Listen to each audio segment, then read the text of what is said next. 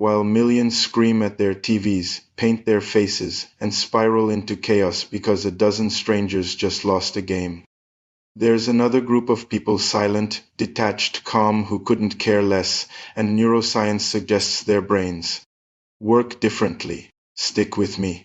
This is Mind Sparks, where we expose the psychology behind the masks you wear, the trauma you normalize, and the parts of yourself you were taught to hide. If you're ready to understand your mind at a level most people never will, let's go deeper. By the end of this, you will see the sports-obsessed people in your life in a way you never have before, and you might even start seeing yourself differently too. The truth nobody talks about here is the secret. Not caring about sports doesn't make you boring. It doesn't mean you're passionless. It doesn't mean something is wrong with you. But there's a fundamental difference between you and the 60% of Americans who follow sports like a religion. Their minds are wired to thrive on tribal identity. And you? You're wired differently. Humans are tribal. For tens of thousands of years, being part of a group meant life or death. Your tribe protected you, fed you, kept predators away. Sports, they are the modern tribe, complete with jerseys, merchandise, and rituals. When a fan watches a game, their brain releases oxytocin, the same chemical that bonds you to family. Their minds trick them into thinking these millionaire athletes are part of their tribe now. Here's where it gets fascinating. People who don't obsess over sports, their tribal instincts are muted. Their identity isn't anchored in a group. They're more individualistic, more self-contained, and research shows that these people think far less in us versus them terms. They don't automatically despise the rival team. Their brains aren't hijacked by group loyalty the way sports fans' brains are. The addiction of sports, watching sports, isn't just entertainment, it's addictive. Think about that rush you get when opening a present, the tingling anticipation, the spike of excitement. That's dopamine. Sports fans get that. Every play, every point, every turnover, constant tiny hits of reward coursing through their brains. fMRI scans show it lights up the same brain regions as gambling. And here's the kicker, uncertainty makes it worse. Not knowing if their team will win keeps their brains desperate, craving more. It's intermittent reinforcement, the exact same mechanism that makes slot machines impossible to resist. Meanwhile, people who don't care about sports, their dopamine systems simply aren't triggered by watching someone else compete, and it might be in their DNA. Variations in dopamine receptor genes can predict how strongly a person thrives on spectator competition. In other words, your indifference to whether the Lakers win or lose could literally be written in your genes. The psychology of glory fans don't just watch, they live the victories. They say, "We won," and when their team loses, "We lost." Notice the pronoun switch. Their self-worth rides entirely on outcomes they cannot control. Non-fans, they don't play that game. Their sense of self is quiet, stable, independent. They don't need external validation to feel successful.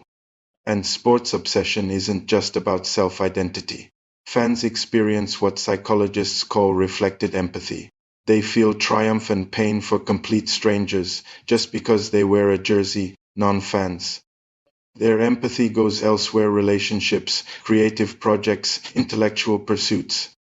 Studies show people with low sports interests score higher on openness, love of art, and intellectual curiosity. They chase transcendence somewhere else. Same reward, different target. Defenses, trauma, and resistance for some. Indifference is defensive. Maybe gym class traumatized them. Maybe sports culture felt aggressive, exclusionary, toxic. Maybe they were mocked for not fitting in. Or maybe they simply never understood why adults scream at TVs over a ball. There is a subtle rebellion in ignoring sports, a quiet refusal to let your brain be hijacked by someone else's narrative. Your indifference could be survival, resistance, or just plain boredom. Either way, it's valid. Meaning and narrative. Here's the core of the divide. Meaning.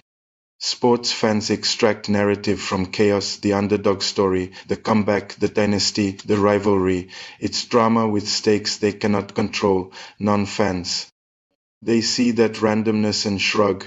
Why invest emotionally in something I can't control? They are not wrong, they're wired differently. One group finds epic stories in a championship run. The other finds them in a novel, a relationship, a scientific discovery, or a piece of music. Fans invest parasocially one-sided emotional attachment. Non-fans invest directly where their actions matter, where they are participants, not spectators. Neither is better, just different strategies for navigating life. Presence and flow here is what is quietly radical. Non-fans often report feeling more present in their own lives.